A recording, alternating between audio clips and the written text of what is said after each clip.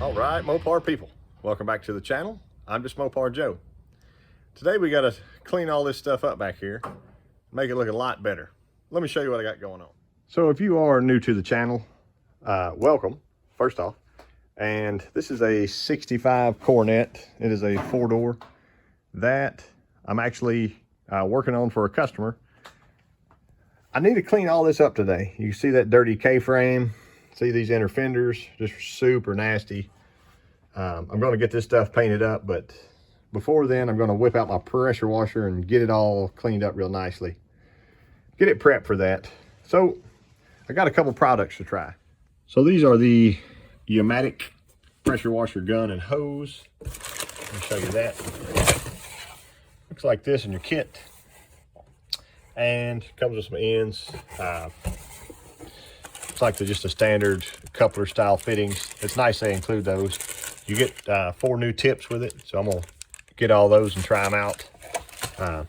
Just kind of give you an honest review of this stuff.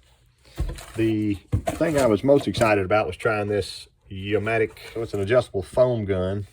Kind of gives you that, it's supposed to give you that type of result. There's a pressure specs on it. I think my pressure washer is a 3200 psi, so I'll be towards the limit on it. But this is the honest review. I'm going to fill it up with super clean, and I'll show you this. Open this product for you real quick here. So here it is opened up.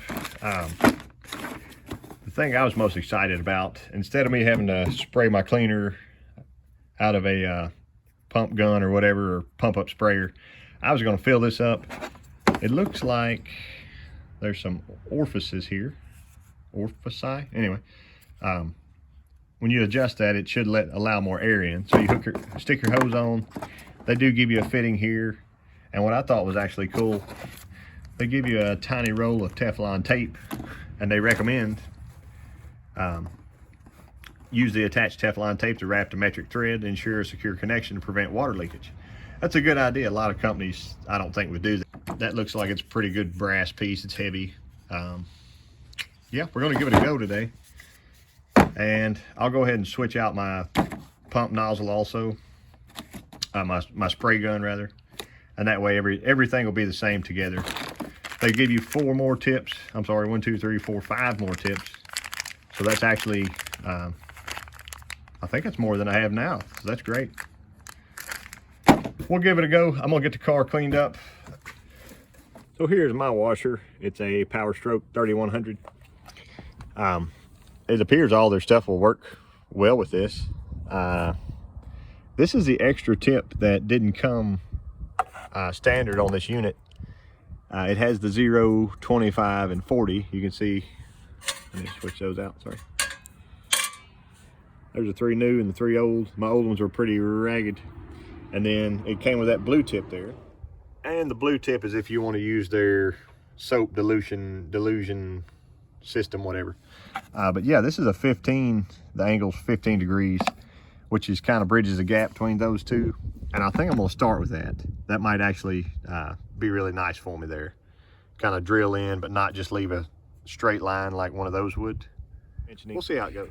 It never occurred to me to replace this stuff, but I'll show you the ends of my old hose here. So they were starting to rust pretty good on the inside.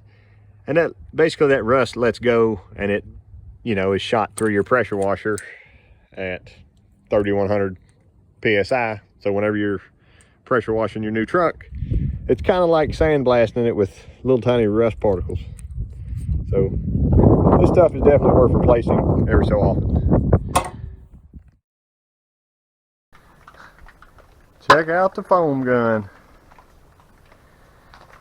I try to keep most of that off the grill and stuff. The purple power is not really good for aluminum.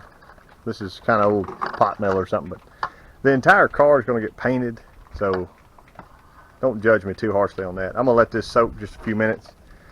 I may run by and just hose it off the paint and windshield and stuff, let it soak in all this bad area here. I got my wires wrapped up real tight in a clear plastic bag. Yeah, I can deal with that later. This is a nice day. I want to get this pressure washing done. So I left that foam on. It's been about 5 minutes now. I switched to my 15-degree tip here, and I've used about half of my solution just with that one good dousing of everything. So what I'm going to do, I think, is go ahead and pressure wash it all really well. Let it kind of start to dry.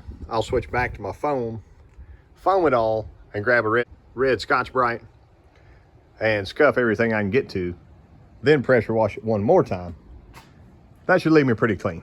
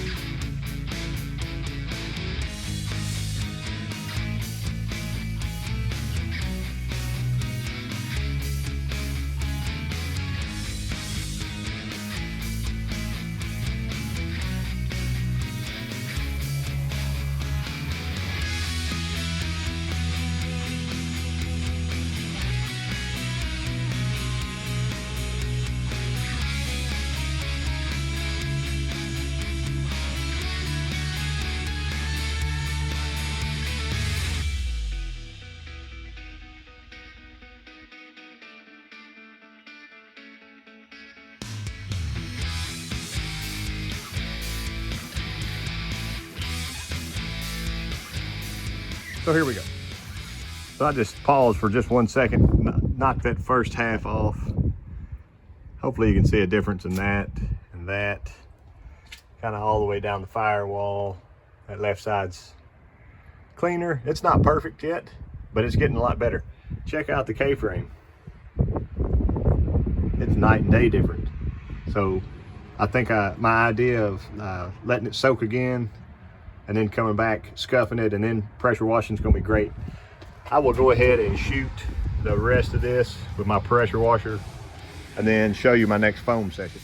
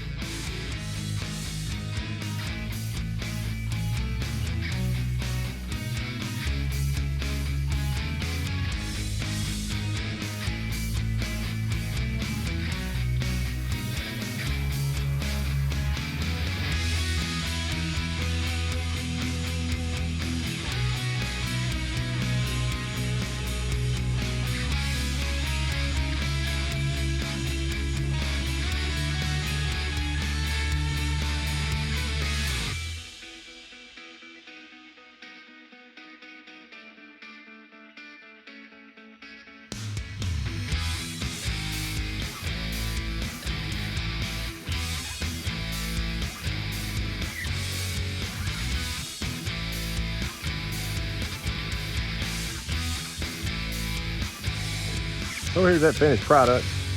It hasn't been painted yet, but that K-member is so much better. I went ahead and got a little wire brush out. After I foamed, I just ran over it with my wire brush on a drill. Hit all the ugly rusty spots and stuff. Went around every bolt head, around the hinges and stuff. I'll probably paint the bottom of this hood once I take the hood off, but I'm pretty pleased. I really like that foaming gun.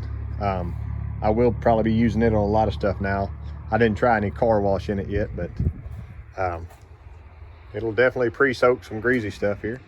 I will go ahead and put the link for both these products in the description. If you click on them and it takes you to the site, you can type in Justmoparjoe, all one word, and it'll give you a coupon code, so that's cool. Anyway, I appreciate y'all watching, and I'll catch you next time. I'm about to commit one of the largest Mopar sins out there. Let me explain it to you.